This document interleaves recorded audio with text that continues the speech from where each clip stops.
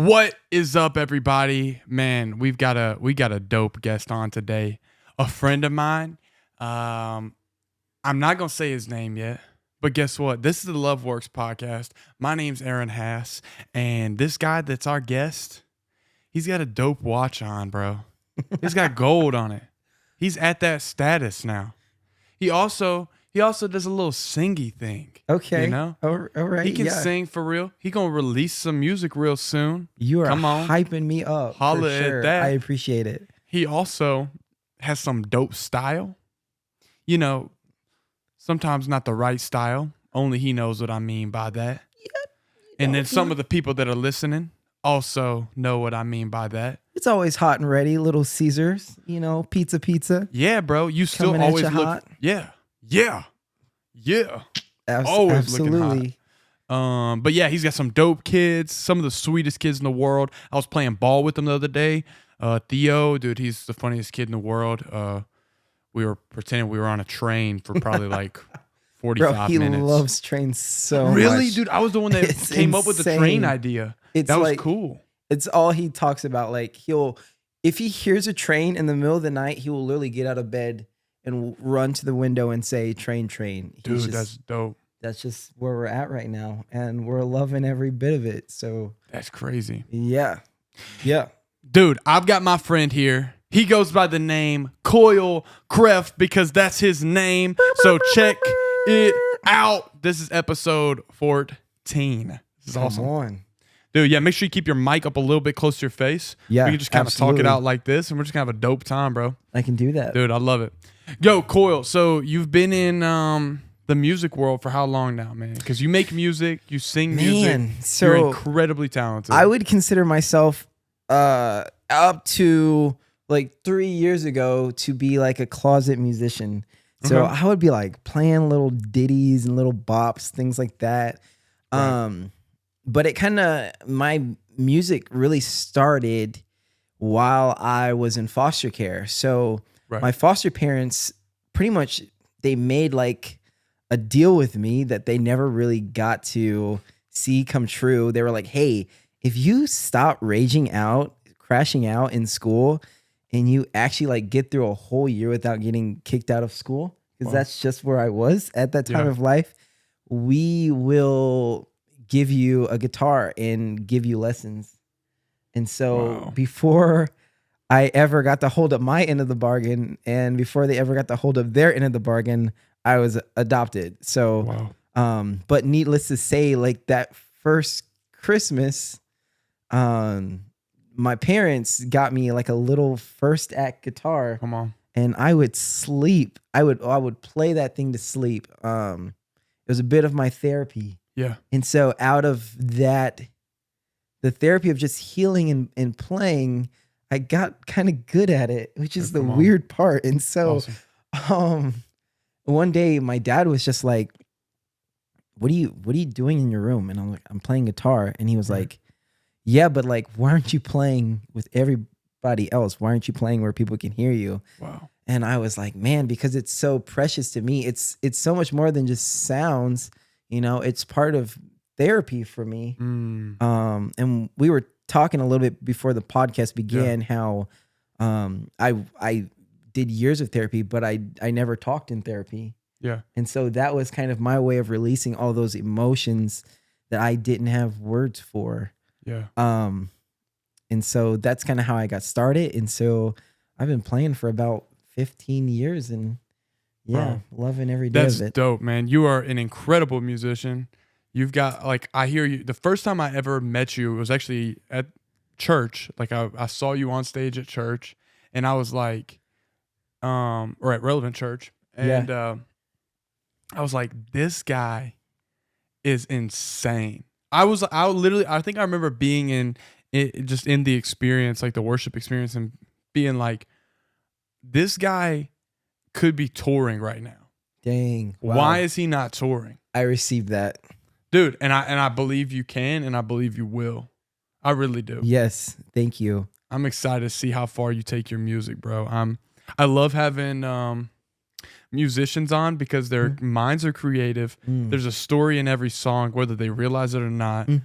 Because when you're writing music, your emotion is attached to your words. That is so good. And you're making stuff that's going to be impactful for you and it impacts others. So I'm excited to hear your music when it drops. I'm excited to see where you go. And bro, I'm going to be cheering you on the whole way through. Dope. Let's go. I'm here for it. So yeah, bro. Absolutely. Yeah. Bro, let's have a collab, man. Let's have a collab. I'll have a live podcast. You have a concert.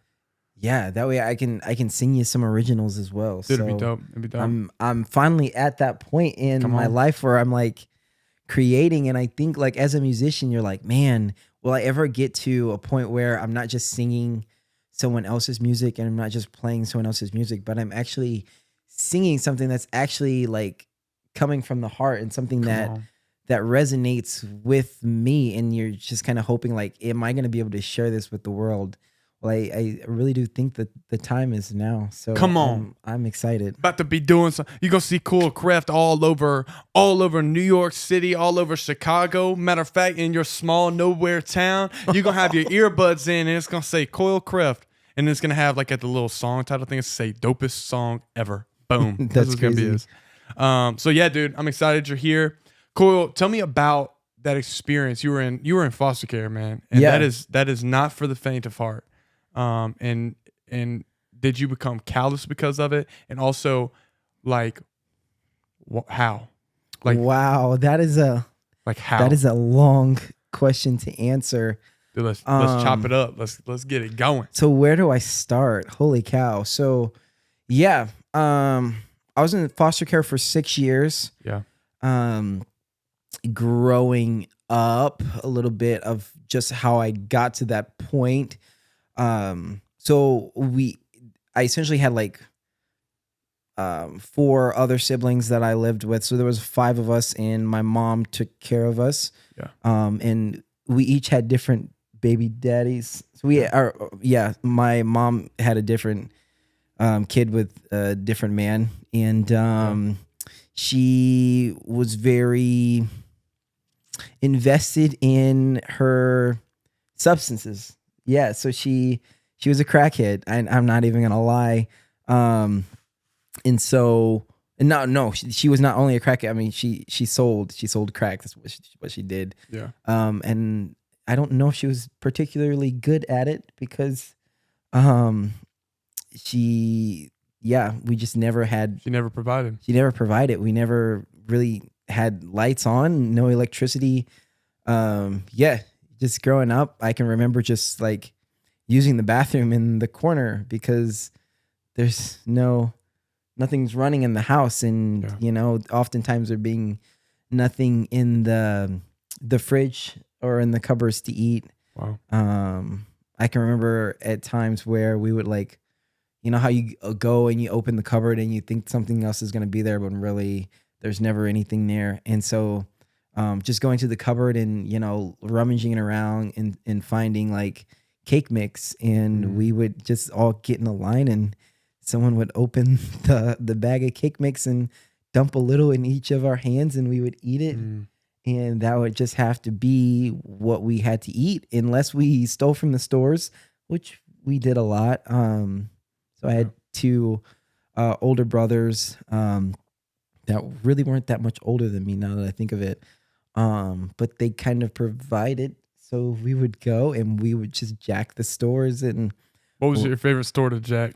So it wasn't a candy. It was a grocery store that just had candy. And really the only thing that I was really good at getting was like Now and Laters. You ever remember those? Oh yeah, they're the terrible candies. It's so hard and chewy, and they break your teeth. But for some reason, like my hand could like conceal the whole thing without showing that I had something in my hand. And so that would be often what I would go for. That's awesome. And so we did that whole bit until I was like 5, and one day we came home and there was these 2 people standing in our house with like trash bags in their hands, and we didn't know really who they were and what they were doing. And what was so interesting was that they were white, and I didn't really preface any of this, but like growing up in the Dallas Fort Worth area, it was just like all black community,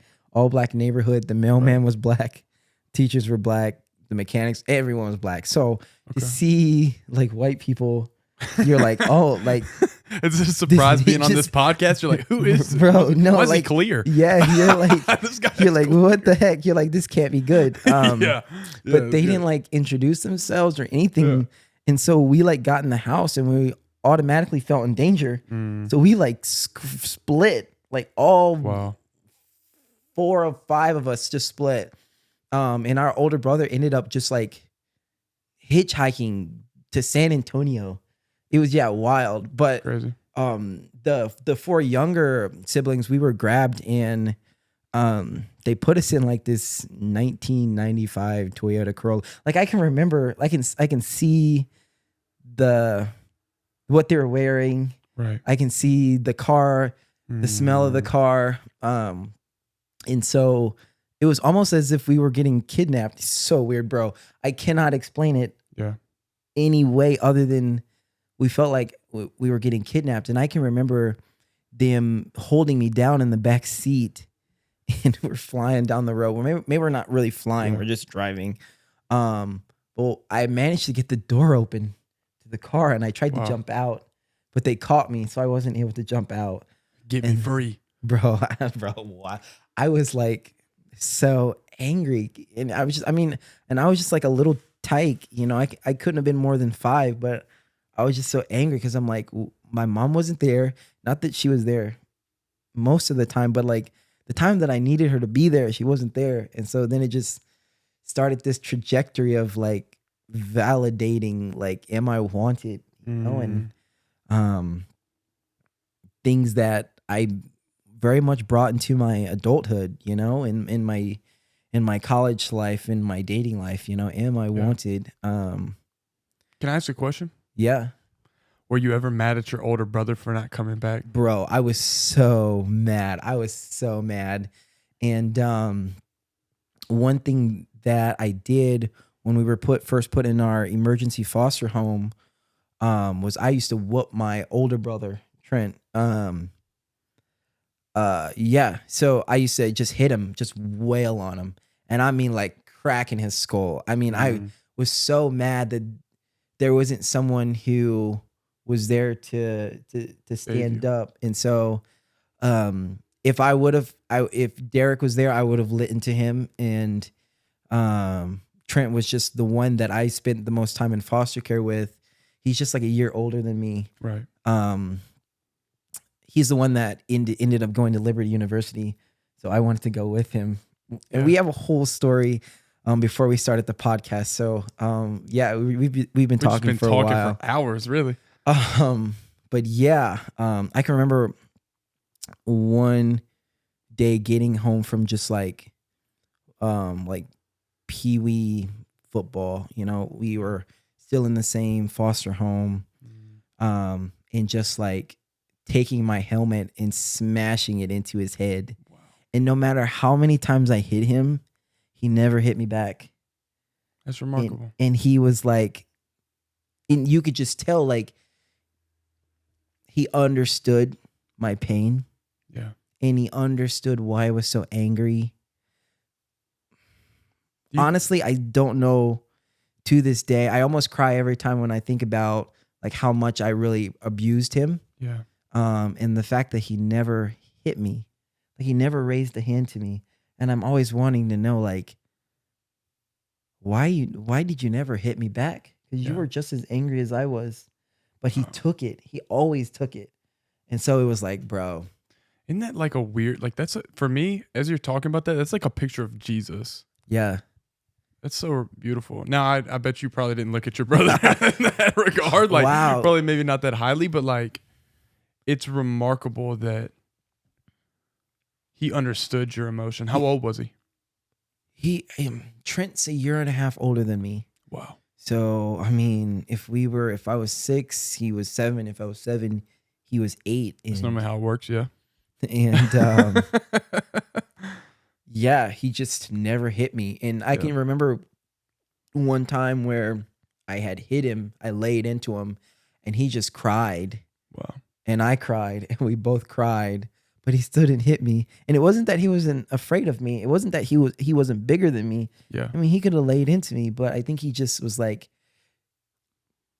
even if no one is there to hear your pain and to see your hurt, like I'm here, I am here, even when everyone else is gone. You know, even when everyone else has run off, I'm still here. Wow. So like, you can get through this because we are here. Yeah. And we're doing this together. So, yeah, Trent, if you ever listen to this podcast, thank you so much. So just want to shout out to Big Bro. Man, that's awesome. For sure. Do you have a good relationship with your brothers now? Oh man. So We are all adopted to the same family. So I have 3 biological brothers. Only one was adopted, and that was a huge. Only Trent was adopted. So when it got time for my parents to adopt us, they decided that they could only take 4 of us, which is insane in itself. Right. To take 4 kids that you don't know, which is it's just my mind is flabbergasted. But they were like, we can't. He was considered too dangerous. Trent was? Tristan. So he was, he was dealing with some things. Man, the kid was fighting demons. I'm not even gonna lie. Wow. And so he ended up. Did your mom introduce that into his life? I really don't know. I think it's just he really took care of himself growing up, and he got involved into some questionable things, and yeah, he just his anger was always something that he led with, and he ended up serving like 15 years in prison, like after he aged out of the system. So it's one of those things that I wrestled. I was happy that I was adopted, but I was like, man, if anyone needed a dad, if anyone needed a home, it was him. Right. I was young. I'm still, how is it, impressionable. Yeah. I can still be shaped and things like that, but it's like he needed somebody. And it was kind of like, there were lots of decisions that affected why my parents didn't adopt him as well. It's hard. But yeah, it's just how it had to be. Yeah. So we both went through an experience. Mm-hmm. You at one time, me at a different time. The experience is called Unveil. I'll plug it. Go to Relevant Church. What is it? Relevant.cc. This is relevant. I don't even know what the name of the website is. It's close. Sorry. I'll put it somewhere. You can find it. But if you're a man, definitely go to this event. But I want to ask you a question. This event, or experience, not even. Yeah, it's such an experience. There's just not a whole lot of words that describe the transformation. Yeah. The power of it if you choose to be vulnerable. Yeah. It's insane, bro. It actually angers me. I walked out of it thinking I went in with my word, I guess that was on my mind was breakthrough. I was like, breakthrough. Matter of fact, I was so into the word that I wore a shirt that said breakthrough there, and then I wore a hat that said breakers there. And I was just praying that, and I get in, and I was like, what is happening here? And then after the fact, I'm like, what the hell just happened to me? I literally am just thinking, I came in here and now I'm faced with the real version of me. Yeah, it's HD. You get to see yourself with such clarity that it is spooky. So it's spooky, bro. And you're like, wow, is this really who I am as a person? Is this really the things that motivate me? Is this how I react to anything? Yeah. Yeah. So in that, dude, where is your mind on the daily? Like you mentioned this a second ago. So I want to know where your mind is, but also I want to use that question as a phrase throughout this entire podcast. Mm-hmm. All right. Sorry, this is like a monotone podcast. Like normally we're like, it might be, and we'll probably have some moments like that. But I'm so honed in on this conversation. Yeah, absolutely. That I think this is incredible. And if you're listening to this, don't click off. Like I'm telling you, this is gonna be impactful. Mm-hmm. So, and I'm not doing it for the views, but thanks for listening.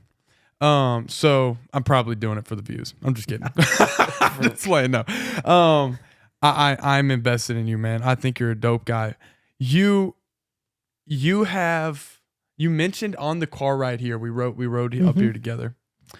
You mentioned on the car ride here that you at 22 were like all over the place, right? Yeah. But you also mentioned, and this blew my mind, you also mentioned that you have never touched any substances to become addicted to. Yeah. I want to know how. Like, Oh, bro, man. when I was in high school, I was drinking. Like, I any substance I could find, I would steal and drink. Matter of fact, dude, you mentioned like stealing things. Everything I'd ever stolen, dude, I remember it. Like, I have it vividly in my head. It's crazy. You're just a klepto, huh? I don't even know. Like, I can remember. Like, I haven't stolen a ton of things, but as soon as you said it, like things were popping in my head. Like, oh crap, why is this coming to my head? So it's crazy. But yeah, like it almost plagues you. So I want to know how. Yeah. It's a great question. Yeah. And a lot of it stems from my childhood. So, and just to preface, like I've, even I like to tell people that I'm really bad at peer pressure. I just don't cave. And people are always like, oh, it's different, or it's odd, or I respect it. And they kind of leave it at that. But kind of the reality of it for me is that, and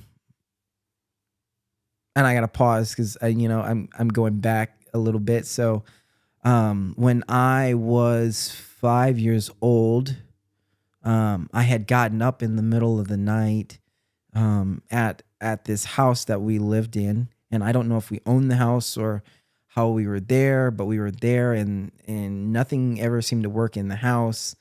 However, it was just like me and my siblings at home, and my mom was nowhere to be found. And that was often the case growing up. She was just never around, and I never knew my dad. So, I guess I can just keep blaming it on my mom, but, she was never around. However, the house was always busy with people, and people would come in and out all day long and into the night and into the morning. And it was just one of those houses that like no one owned the house. There's nothing that worked in the house. I don't know. It just seemed like nothing worked in the house. And so I had gotten up because there was cake. There was strawberry cake in the kitchen, and it wasn't very often that 5-year-old me got to come across something, that high caliber of a dessert. Right. And so I had gotten out of bed thinking, there's no one here to stop me from eating a piece of cake if I chose to. Yeah. And so I got out of bed and I went to the kitchen and I got the cake. And on my way back, there was a man who was in the living room. And what was interesting about this man was that he smelled of alcohol. And, he was holding, a bottle of I don't know, 40 probably in a brown paper bag. And you could clearly tell that he was intoxicated. And so me not knowing anything about anything, when he asked me to come over to him, I came to him because I'm like, I don't, he's an adult. I'm a kid. I don't know any better. Right. And so when I went over to him, he told me to like lay down on the couch. And then after I laid down on the couch, he essentially like raped me, or he molested me. I don't know which one is the better option, but yeah, there's not a better option. There's really not a better option. So I'm just going to use he molested me. And so like from that day on, I was like, as kids, I think we start to form all these ideas about things and how things should be and how we don't want things to be and how if we don't do things a certain way, then we'll be safe. And so in my mind, I was like, if I never touch alcohol or if I never smoke anything, then I won't be, like my mom, who's never around, who's never there to feed me, who's never there to hold me when I'm crying, who's never there to protect me from random strangers that come in the house. And if I don't drink alcohol, well, then I won't be that man who comes into people's houses and molests their kids. So, and so that's kind of what goes through my mind every time I'm like, someone's like, hey, you want to drink? Or hey, you want to smoke the cigar? And I'm like, you know what? I don't. Wow. There's really nothing that does for me. Yeah. So that's where that comes from. And that's why I've never not even been tempted. It's almost like it makes me so angry. Yeah. And I think I'm still working through that. And I'm on a journey, as they say. Dude. So yeah. That's crazy. So you've you mentioned when you were in your 20s. Mm-hmm. How old are you now? What are you at? You're 28? I am 29. 29. I will be 30 this year. Wow. Come on, bro. Time flies when you're having fun. Dude, have you been having fun? I have. Yeah. I've been. I mean, you got what, 3 kids? Yeah, dude, you be having fun, dog. You be having some real fun. Way too much fun. What's the ratio? Well, never mind. I'm not asking that question. What's the like? I'm about to get canceled. Whatever. Yeah. So, in your 20s, you mentioned you were kind of around the block. I guess you were. What is sleeping around a good way to put that? Man, I don't even know. I think it was, but it didn't. I think it was. What's that mean? No. Like maybe it ended that like in my pursuit of validation. Yeah. That's what it turned into. But I was telling Aaron like I refused to date in high school, and so I had ended up graduating high school at 22, which is kind of late for most people to be graduating. Right. And that was, I mean, there's reason for that. I flunked out of like first, second, and third grade, Yeah. And so my parents homeschooled me because they were like, we don't know what to do with you anymore. And you need an education. And I'm glad they did. And so that came with its own battles. But I essentially, so just growing up, I was exposed to a lot of stuff. Yeah. Just a lot. And so my awareness for, I guess, my awareness for just how interacting with women typically went made me vigilant about how I ever approached being with a woman. And so I was like, because in my mind, I felt like I could manipulate any situation to get anything that I wanted out of it, partially because that's what happened to me. And then I learned how to survive out of those situations. And it created like this awareness that like, almost like, you can manipulate people. And so I was like, man, I really don't want to hurt somebody. And I really don't want to hurt somebody. And so that's the reason why I didn't pursue anyone until college. And I'm going to be real honest. We had a conversation about just me not going to the university that I wanted to go to. And what happened was and that was due to just a conflict that I had between my brother and I. And it severed our relationship. Yeah. And so out of that, I think I grew resentment towards him, and I ended up going to like a small private college. And coincidentally enough, I ended up dating w- the girl that my younger brother was talking to. Oh, Yeah. dang. Yeah. And so, Dang. and it was just kind of Dang. like, I don't even know that I like you like that. Yeah. I think that I just know that man, Can I ask a question? absolutely. Do you feel like you needed to feel something? Yes, it was. And it was an opportunity, and I took it because I was selfish, and I really felt like my younger brother, ruined my chances of going to a better university. Yeah. And so I started talking to this girl that he was interested in, and then I eventually got her to date me. Wow.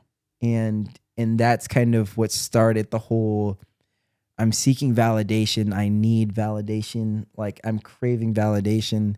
Am I wanted? Am I good enough? Am I needed? Um, yeah. And so Yeah. that was like the beginning of my, yeah, that journey of just dating. And yeah, bro, I've ruined so many, just relationships that way. And um hindsight's 2020. Right. Um and just looking back, there were definitely things that I could have done differently. Yeah. So looking now that you're a married man, you've got 3 kids, Mm-hmm. 3 of the sweetest kids in the world Yeah. that have all amazing hair, by the way. Yeah. Your kids have the best hair on planet Earth. And like they're just so fun, bro. Your kids are so sweet, so fun. They're chaotic. They're fun though. But it's cool. How do you or how has your past played into your present? Oh man. Okay. Your marriage now, your kids now, how is it all going about? Wow. Mistakes, everything. Yeah, mistakes and everything. So for the large majority of my adolescence into my teenage years into my young adult years, I was of the assumption that because you were bro, and the whole thing is so twisted because none of it's true, and I don't know how I conjured up all of these ideas about how life works, but there I Yeah. was believing things that quite frankly weren't true. And one of the things that I believed that wasn't true was that, like, if you are in foster care, something must be wrong with you. Mm. And if something's wrong with you, then you can never acclimate into society as a thriving, healthy individual. Yeah. And I know that's not the case, but for me, it was like one of the things was, they would tell me you're never gonna finish high school. Yeah. And so like I ended up being homeschooled from 4th grade through high school, because it just took me a little bit longer to learn things. And I'm glad that my parents were patient with me, but I just believed that like I was never going to finish high school. And so I finished high school, and they were like, and something in my mind was like, is it possible to finish college? Can you do this? Is Yeah. it? And so I like set about doing it. But a large part of me was like, I really just need to prove whatever it is in my mind Mm. that thinks that this can't happen. I need Yeah. to prove them wrong. And so I got through college in not 4 years, but 5 years. And so, but I ended up graduating with a bachelor's. And so then I was like, oh, man, and it's so weird because the goalpost just kept changing. Yeah. And I was like, man, is it possible for someone like me, I'm a healthy individual, Right. kind of good looking, Yeah, come on. but yeah, someone like me, is it possible for them to be married? Yeah. And I went into like my relationships with that mindset, kind of like this unworthiness. Right. And I ended up, I married someone who I love to dear life, Yeah. but something that, she had to deal with was me showing up in a way that was like, you know, she has a husband who doesn't believe that he should have a spot at the table. You know, that he shouldn't have a spot in the room. And so, and I'm sure that caused a whole lot of feelings and our own disconnection. And so, yeah, bro. Has it felt like a game of tug of war between maybe you and yourself? Yeah, it really does. It feels like you are at war with yourself. You're always testing yourself and you're trying to figure out, like, am I what they say I am? Yeah. Am I really crazy? Can I fit in society? I don't think you're crazy, bro. Thank you. I think you're dope. Yeah. Yeah, and so it's just a lot of just giving yourself grace and just walking in who God says you are. Yeah. But for a lot of times, like I wrestled because I 1 year I went to residential care and I don't know if you know a whole lot about residential care, but it's like where you're in foster care and your foster parents can no longer handle whatever maltreatment is that you exhibit, you know. And so you have to go to a facility where they essentially treat you like an inpatient.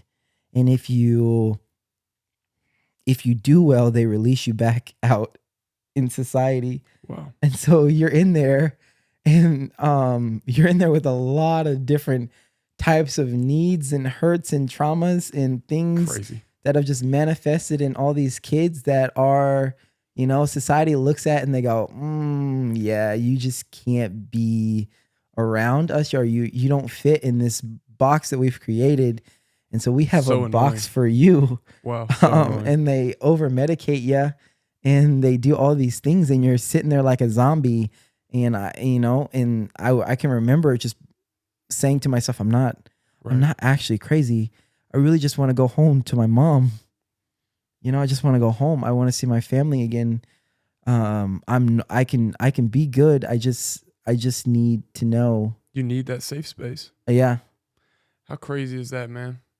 I bet that was every kid in that place. Every kid. And I'm sure every kid there was called crazy because they said, I don't have a safe space. I want to go to my safe space. I have no idea where it's at. You're pulling me away from everything that I thought could be safe. And now I'm in a dangerous spot in my mind, in my heart, in my body. Yeah. And you're not telling me anything. I'm left in the dark. And and if you tell a kid that they're dangerous long enough, they will become dangerous. Come on. And so it's just a word to the wise: be careful what you tell young impressionable minds. Be careful what the seeds that you're planting in your youth, because it sticks with them and it haunts them. It really does. Yeah. And there were so many insecurities that were born out of not feeling safe. So one thing was, I wet the bed up until I was like 15 or 16, which is like a way too long of time to be wet in the bed, by the way. But my body was just kind of like, you're just not safe yet. Yeah. And what was so cool was that my adoptive parents, they never held it over me. Cause I can remember being in foster care and I would wet the bed and, you know, I would have to wake up and take a cold shower, or they would, you know, put me in the garage and turn off the light and leave me there all night. Or I'm so sorry. They'd make me eat like a tube of toothpaste, you know? And I'm like, hey, this happens to everyone's kids. So I'm thinking it's the most normal thing in the world. But just like, there was no grace. Yeah. There was no grace there at all. Man. And that's what a kid needs, man. Yeah. Grace and a safe spot. Yeah.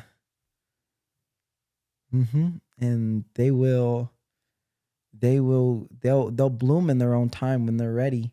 And I can remember my dad being like, it's okay, Coyle. You'll stop wetting the bed when you're ready.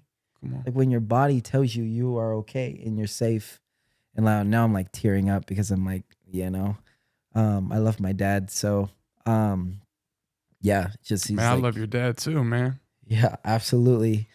And so, yeah, I stopped, but things like that I carried into, young adulthood and in my dating life and in marriage. And yeah, It's crazy. it's a lot. You have a story that I know is going to impact somebody, and I'm thankful for people like you Mm-hmm. that are willing to say, I'm going to say the hard things, Mm-hmm. the things that I might be ashamed of. But you want to know something? Like, I love you so much because of that. Thanks, Aaron. I love you too, man. Bro, thank you. Thank you. Um, yeah, bro, you experienced some of my unveil. You've Mm-hmm. seen my mess. I'm hearing your mess, bro. And I think it's beautiful that we can still sit at a table together and say, this is my brother. And I don't look at him any different. And so, man, thank you for being that kind of guy. Thank you for being a leader in the worship setting and loving people on that stage. Absolutely. And also and you literally are breaking everything that other people told you. Come on. Bro, you're not crazy. You're not insane. You're not this person that should be outside of society. You are the most like intentional, loving person. You're a great father, bro. Thank you. You're a great father. I received that. Thank you. So, absolutely. All right. So, when it comes to like fun for Coyle, when you like to have fun, what's your like, I'm about to go have a little bit of fun. What are you about to do? Man, I would say if I had time for fun, I had some time on my hand and I can do just about anything. Yeah. So growing up, we skateboarded a lot. And Okay. so we would bomb just the steepest hill we could Right. on just like a longboard or a quarter board. And so I grew up skating, and I mean I still do from time to time, but I really just like to get on a board and go shoeless and you know, carve out some sidewalks and Come on, bro. stuff like that. You're a pretty good So, skater? yeah, I would say so. I don't ever fall off my board, if that gives you an. That's good. Do It's you just- ever go to like skate parks or anything or So that is I'm not that great at that sort of skating. Right. But more like, like longboarding downhill, Dope. straight open path stuff. I mean, I could do like, wow, I don't even know if I could do an ollie anymore. Like I can do a basic ollie and I could do like a pop shove it and maybe an impossible. I can't do an impossible anymore.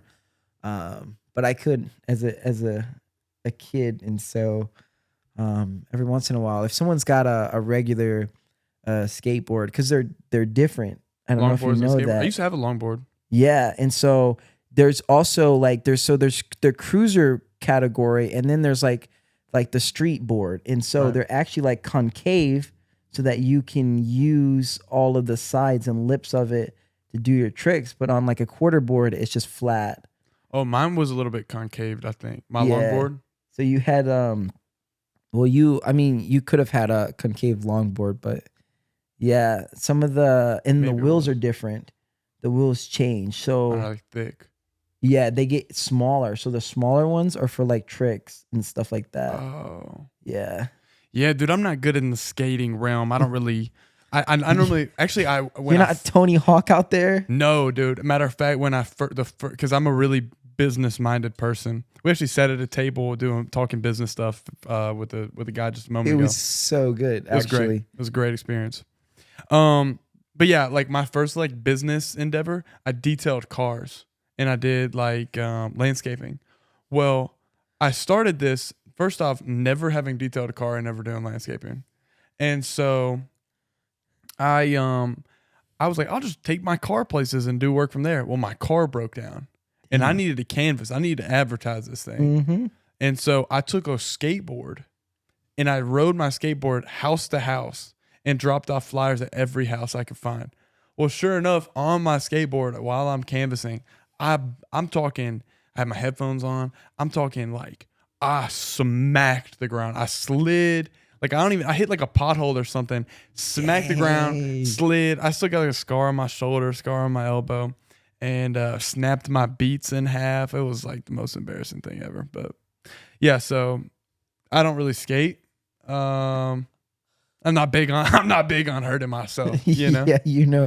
Well, you learn how to fall, and you probably haven't done it again after you take a big spill. Right. You brush yourself up and you evaluate, so you don't fall the same way twice. Bro, I had a gnarly fall once.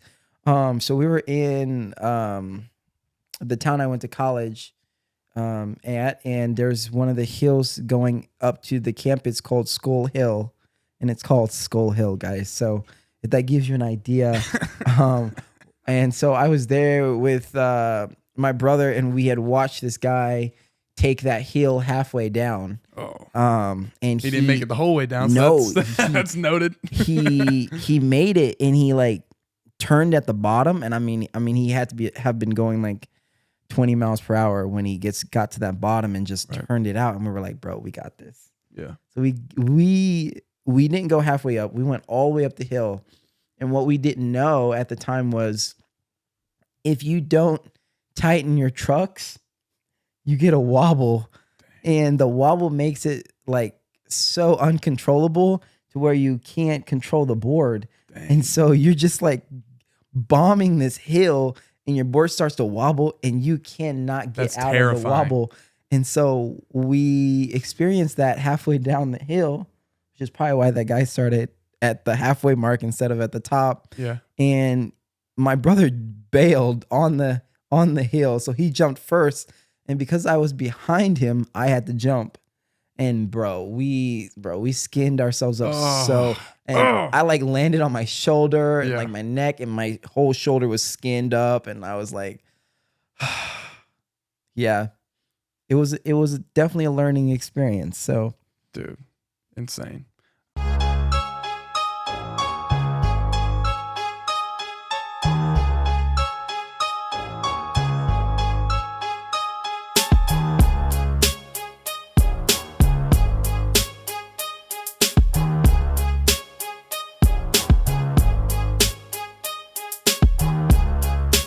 Cool. So you're a skateboarder. You enjoy skating. Mm-hmm. You enjoy having a little bit of fun here and there. I've got a question for you. Yeah. All right. So you've got kids now. Mm-hmm. Your father wasn't in your life. How do you right now, like, who are your people right now that are cultivating you as a father? Wow. Okay. Yeah. So great question. And I would say that it is like a father figure. So there was a guy, Ty Prope. Actually, you did have a father. I'm sorry, bro. I totally get what you mean. Yeah. I apologize. So like my adoptive dad, which I still reach out to him. He actually came over to the house this Thursday. That's awesome. He's just kind of asking how I'm doing, in my job career and everything like that. I'm incredibly sorry about that. He is definitely your father. Bro, no. I want to make sure good. that I make you're that good. clear, because I believe that. What's interesting about that was when I was first adopted, I did not call him dad for like 3 years. Really? It was like, and his name's Kurt. And so it was like just me, and like first of all, I don't like growing up in Texas, I addressed everybody by their last name. But for some reason, is that a thing in Texas? It was always like Mr., Mrs. Johnson, Mrs. Smith, things like that. And so when I was adopted, I would always just be like Kurt. And I called my adoptive mom Sue. So it was Kurt and Sue. Wow. And it was always Kurt and Sue. And one day it slipped, and I was like, "Hey, Dad." And I swear. Oh, I bet he cried. Did he cry? Bro, he looked at me and he was like, "Wait, what? You called me Dad?" And I was like, and at that point I was like, I can't go back on it now. Like I'm too invested. So like I did that with my teacher before. Yeah, and so I was like, "Yeah, Dad." And so from from then on out, because I didn't grow up with a dad. Yeah. And so I was like, you can't just be my dad. What gives you the right to just be my dad? I don't have a dad, you know? And he was so gracious about that. He Yeah. didn't ever demand to be dad. He didn't ever, manipulate us to, it was kind of like, when you're ready, when you're ready, we can do this thing. And just the patience that he gave me growing up, it really reset a lot of trauma. Yeah. It healed so much. One, having two parents healed so much. And I fought it. I fought it for so long. And I can remember being so mad at being adopted and being so mad about being asked if I wanted to be adopted and me saying no. I didn't really have a choice. So I was adopted anyways, but my love for my family grew. And so that's kind of what I understood that a father was. It was someone who was patient and someone who cultivated and invested in the lives of their kids. And it was like, it was such a blessing. It was such a blessing. But and I look back and the whole, I'm just so blessed. And the whole thing was such a blessing because I didn't expect to be adopted. And I was, the last foster parents that I was with, and I had been through a multitude of foster homes and a multitude of schools. And so I was like on one of the last, what I thought was the last foster homes. And so they were pastors. Yeah. And it's so funny how I've kind of, like, my faith has always been, just throughout the journey of my life, God has always been faithful and shown his presence to me. And so I was at a little Pentecostal church. Come on. And we were raising the roof. We were bringing it down. And that's probably where I get a lot of my fire for worship. Oh, come on, dude. It's that little Pentecostal church, and and the ladies wore their hats so big, and there was always a tambourine player, and the women who sang, they never needed a mic. Their voices were so strong. Dude, there's always like 12 singers at a Pentecostal church. Yes, and too. you're like, oh my gosh, you guys don't need a mic, and you guys can like sing the house down. Right. And just like the power that was there. Well, anyways, we were worshiping. And if they do have mics, they always have like the foam cover over them. Yes, absolutely. Like and you're like, church, wait, dude. you don't need that. Yeah, it's so funny. And all of a sudden, these two white people walked in, and here I am. Like, the last time I saw white people, I was like, run, bro. Yeah, exactly. They come in, they sat down, and you could tell they were so beat red. I mean, there was no AC, and it's the middle of Texas, and it's 100 degrees in that church. And then after the service, they were like, I think my foster parents were like, hey, these guys, they want to get to know you a little bit. And they ended up taking us to the zoo. And I think my mom, she got heat poisoning, like heat stroke or something like that, because it was so hot. Yeah. My mom's Canadian, so she's from Canada, and crazy. She got but like they did that whole thing, and like 2 weeks later they flew us down to Indiana, and like they were in the process of adopting us, so they ended up adopting us, and it happened so fast. And I feel like I've gotten away from the question, but just like father figures, definitely my dad, who I can call him dad. Yeah. And when I was in college, for some reason, bro, when I got to college, I was like still trying to be like a good Christian boy, but then I was like wilding out, and there was an adjunct professor who also ran the physical plant, who Ty Prope, he was like, he essentially was my mentor. Right.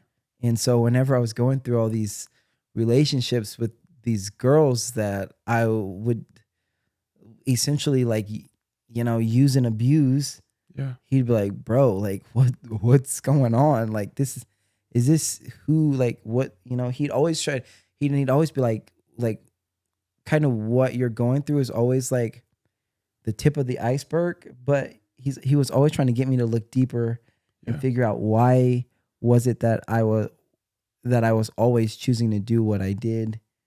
And so, like, he was, yeah, bro. If it wasn't for him, I don't even know if I would have gotten through those 5 years.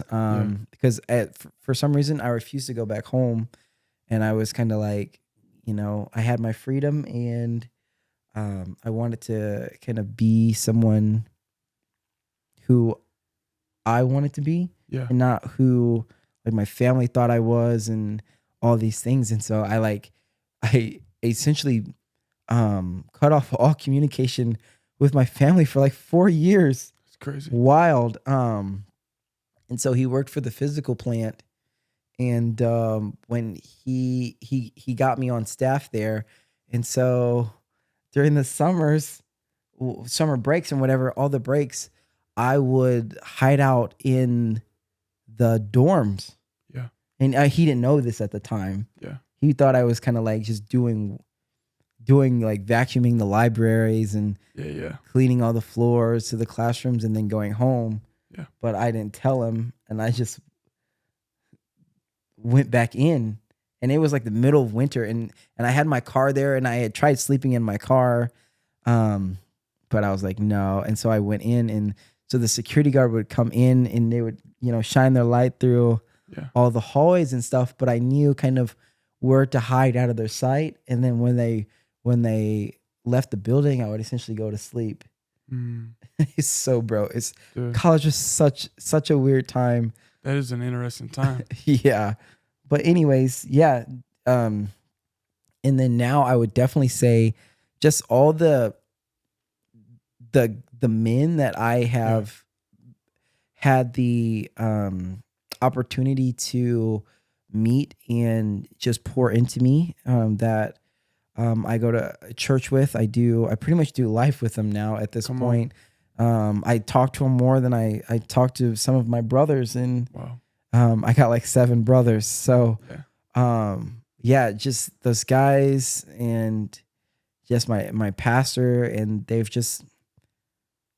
really cultivated this new level of me that I never knew was there. And so now it's fun, and it's honestly, it's just, yeah, I'm just, there's no words that can describe what a good group of men can help you be. And so I'm just grateful for all those guys. Man, that's good, dude. And I'm in love with that, man. You're Yeah. I think you're like an amazing father. I think you're a guy that understands when he needs people, Mm-hmm. and you're willing to ask for the help.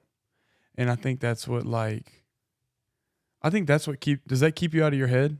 It really does. Because I will put myself on an island. Bro, I am the same flipping way. Yeah. I will literally be all alone. Yeah. Trying to fight through myself, life, figure things out. You'll just spin your wheels until you hit the next wall. Dude. And then you'll spin until you get somewhere else, and then you'll wear yourself out that way. Bro, you literally saw me overthinking like right before this because I forgot to turn a paper in. Like, yeah, you were. Like it's how we're built. Mm-hmm. And it eats you alive because you're like, oh, if I can't do the things to make someone love me, then I've got to punish myself so that they realize that I'm worth it. Wow. Or that I can prove that I'm worth it later. Yeah, absolutely. So that's dang. Oh, yeah. I freaking love you, bro, because we were chatting it up before this, and I'm like, wow, I really relate to Coyle. We haven't been through all the same things, but our mind is in the same spot, bro. And man, that's beautiful, bro. That's beautiful. Cool. I'm gonna do this now, and we can keep talking too.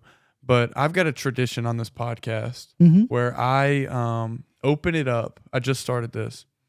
Open it up for my guest to ask any question to me, and I won't cut it out of the episode. Full transparency. Okay. So any question? Ooh, I got one. What is your deepest fear? My deepest fear. My deepest fear is that the world will see everything that's in here and in here, and they're not going to actually love me. Man. Or like, what if it all gets out? Or like, what if I wasn't able to do that well? Oh, I'm not on that, doing that anymore. Oh, Aaron's podcast is shit. I don't like it. Is it enough? Am I enough? Yeah. That's my biggest fear.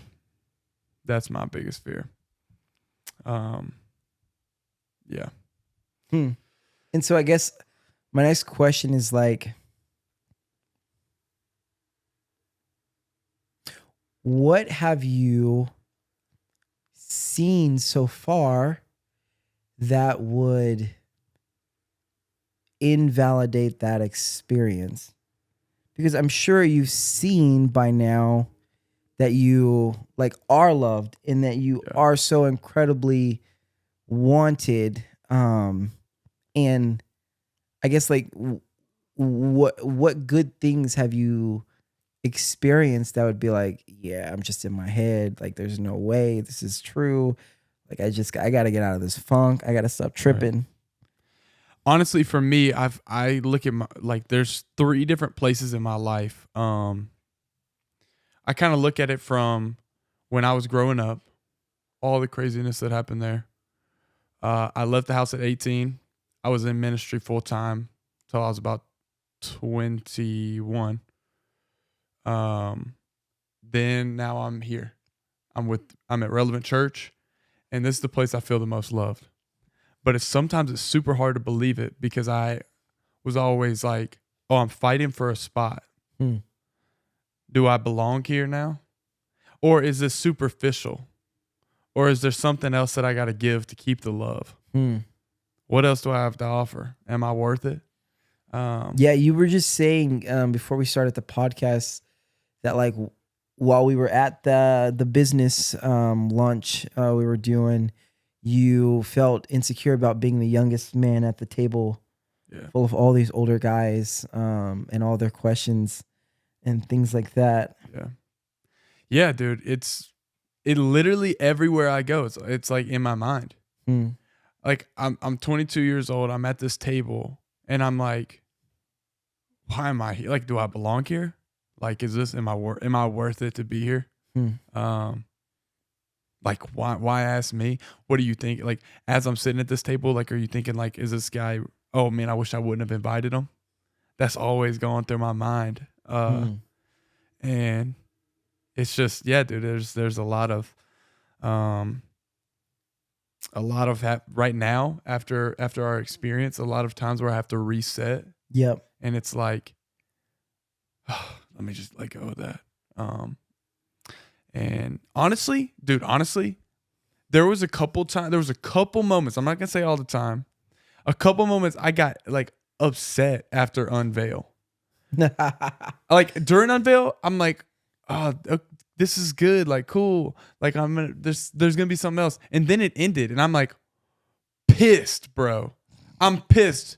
I'm like, dude, I've got all of these emotions, all of these things right on the surface. Yep. And I like, and now I'm so aware, and like, part of me was like, I don't know if I want to be aware. Man. Like I enjoyed it.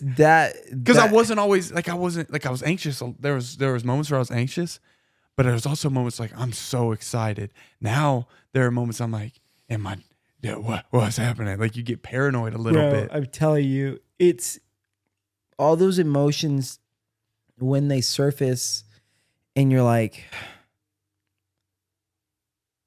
how do I stay in the moment? Right. Without crashing out. No, that's real. How do I stay focused on what is true and what is real and what is good and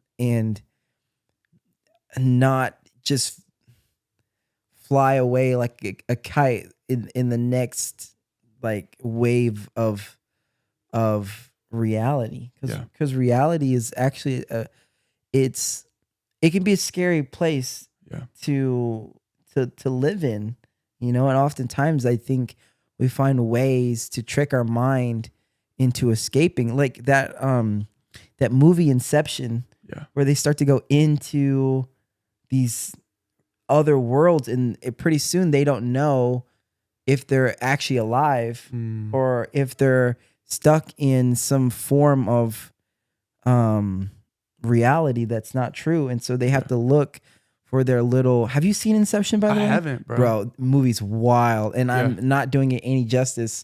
But each of them have their own little I'm gonna call it a knick-knack. But big knick-knack guy, bro. I love. But essentially, if they for instance, I have the mic holder over there. Right. If they go into the dream and that mic holder is not there, or so one of the characters has a like a top that they spin, and if the top stops spinning, they know that they're consumed in that reality, and they can no longer get back to real life. And so it's so trippy. But yeah, reality. Yeah, being in reality is hard. It's so hard. Especially for people like us that have like creative minds. It's like you're always creating something in your head, and you're like, oh, this is going to be super cool whenever it's in this way. And even like as you're driving, you're like, man, this is dope. And then you get in your head, and then there's a moment, that click of, wait, am I worth it to do this? If I do this, what are they going to say? What are they going to think? Who am I going to be? What if it doesn't work out? They're going to call me crazy. That fear starts to set in, and it really does drive. It can, if you do not, if you let it take control, it will control your subconscious mind. Yeah. And it will start to tell it things to essentially keep you safe. Yeah. And so if you're not intentional about it, you'll essentially be driven by the fear of the future or the shame of the past. Yeah. Instead of being in the moment and living in the person that you are, in your I am, in the truth of what is true. And so, yeah, that's tough, bro. It's tough. It's something that it's like you have to watch out all the time. It's like you can't even like let it do its thing. Otherwise it will creep back in, and pretty soon you'll go from a confident moment to, well, am I really good enough to be saying this out loud? Yeah. Is there someone in the audience or someone that I'm speaking to who knows more than me and who's going to think that I'm a phony or a fake, or that I'm just making it up, or I'm just BSing everything that I do? Exactly, bro. And yeah, it's a tiring place to live from. Right. Super tiring. Tiring I wonder if it's tiring for the people around you too. Ooh. Because I don't know if I can answer that question. Do you have an answer? Man, I would say yes, because at some point, whoever is attracted to you, or if you've ever been in a relationship with anyone, whether it's a brother, sister, right, mom, dad, best friend, husband, wife, thing like that, they've essentially seen a very vulnerable part of you. Right. And so they know when they know. And so when you change, they're like, what? That's not vulnerable Coyle. Yeah. Like, I know what vulnerable Coyle is, and you know what, and it's like they're waiting for you to give them like a version of whatever you think that they want you to see. And it's so messed up that, tough. And I think we all do it. And it's like, oh yeah. And we might not even realize we don't even realize it. Yeah. I think it comes so naturally. We have like mistaked what true vulnerability is. We think vulnerability is the things we don't want to share that they want to hear. When vulnerability, I think, is actually what deep down is in here needs to be spoken out loud. To Absolutely. And so you do get stuck in this paradox, this pain, this hurt. I always tell people, like, the plague of the mind, bro. That's like my word. That's my phrase. Like, there's a plague going in your mind. Like, you keep, like, man, it just bounces, or plagues the mind. Yeah. And I'm thankful for this conversation. What is the thing that you would tell? We've talked about a lot of heavy stuff. What's the thing you would tell somebody right now that's saying, man, I relate to these guys? Man, I would say that men go through so many similar experiences, and yet we refuse to be transparent about something that, quite frankly, if you're in a room with 20 people, they all might be struggling with the exact same thing, or they may have all had a similar experience.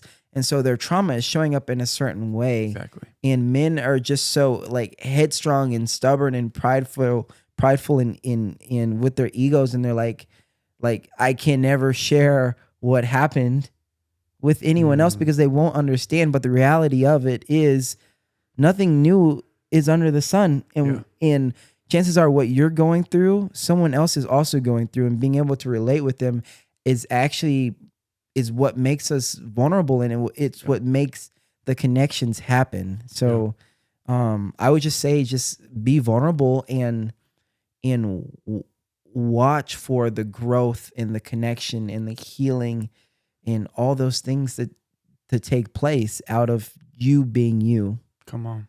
I've never shared this on there. I'm about to take a gamble, and we're going for it. Come on.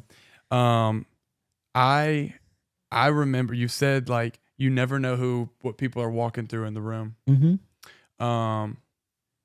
First off, I think of, like, you're in a middle school, like, Bible study or whatever, and everybody's like, we're going around the circle. What do you need prayer for? And they're like unspoken. And it's like, dog, we know we're all addicted to porn, and we're getting the same prayer request. We're in the same stinking boat. Yeah. So that's funny to me. Like, even as a sixth grader, you have that MO in you. Bro, it starts early. It really does. It really does. It's like you see it so long that you're like, all right, so proving yourself looks like this. But I remember, like, nobody's heard this, so this is crazy. I'm about to share it online because I initially said I'm going to take it to the grave, and then I share it, and yeah, it's crazy. So I was a former cross-dresser. Never wanted anybody to know about it because I was ashamed of it. Addiction, bro. Like, addicted to it. It was my escape. And I actually started that before I started using drugs or anything, because I was like, I want to break free. Let me break free. Maybe drugs will help, or alcohol will help, or the other coping mechanisms. And so, former cross-dresser, and there's some, like, disgusting stories within that. Some stuff I'm really, like, ashamed of. Like, man, why did this happen? Why was I doing it this way? Like, oh, like, I can't even, in my mind, I was like, I can't fit into this community, nor are the Christian people going to accept me. I'm going to be on this island all alone, and I'm terrified. So I was like, I would rather bring myself to the island myself than be kicked to the island by both parties. Because you got people that are Christians that are some of the most judgmental people in the world, and they say, we don't want this guy that cross-dresses. No. He's addicted to it. Dude, this is like lust on a different level. This is creepy. It's that residential type stuff. Exactly. You know? Yeah, it's like that. Oh, yeah. You don't, like, maybe if you watched regular porn, you'd be allowed here, but you're not, because you don't, so boom, you're kicked. And then you got the people that are, like, not believers that are like, oh, this is, you're just wrong, or this, or you got the LGBTQ plus community, like, you're doing it wrong. Like, you got to be proud of it. And I'm like, nobody's going to accept me because I know I'm not proud of it. Like, I'm breaking down on the inside. So I was like, I'm walking to the island on my own. Yeah. I'm going to be there. Sure enough, I share it with some people, and they said, man, I've walked through the same thing. And I was like, I was like, you're lying right now. They're like, no. Yeah, same thing. I was like, I'm not alone. Come on. I was like, man, well, I thought I was alone. I'm like, man, I'm glad we're in this together, bro. We're buddies. We're friends. And so it's remarkable how the things that you hold the most shame onto are also someone else's testimony that they've been terrified to talk about. Yeah, man. So, dude, there's breakthrough all around us. Sometimes you gotta just allow it to break through. Yeah, bro. You just have to be vulnerable. Dude, that's you incredible. Gotta be. Bro, you're one of the most vulnerable people I've ever met. That's crazy. I really believe that. it.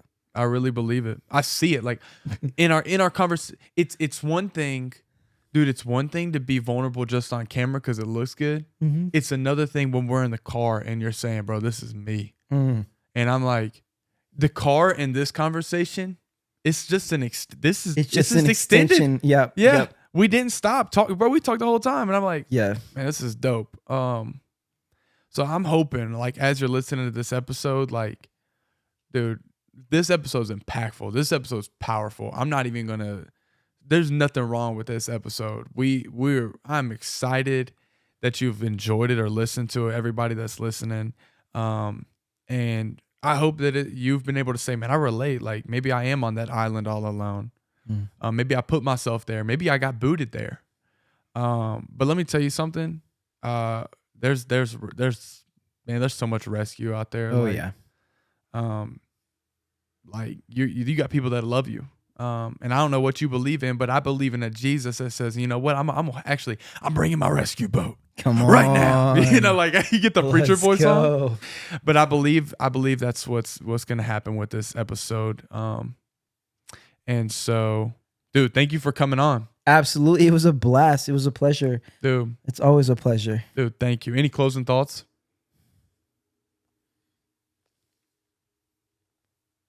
You know, I don't have any closing thoughts. I just want the listeners to know that just like we are different in the same, and it's a beautiful thing. Come on. We are so similar. But oftentimes we don't know unless we're vulnerable. So that's right. Just lead with vulnerability and you will just make so much connection, and it will make all the difference. Wow. That's good stuff. Bro, thank you. Thank you for coming on. Thank you for listening to this episode. Check us out on Instagram at LoveWorksMVT. Woo. And give us a follow. Check out our website, loveworks.cc. Go ahead and grab a shirt, maybe a hoodie, a bucket hat. We got some new merch on the way too that we're working on. So thank you for listening to this episode. Share it with a friend. Like it. Whatever you got to do. Subscribe if you're watching subscribe. on YouTube.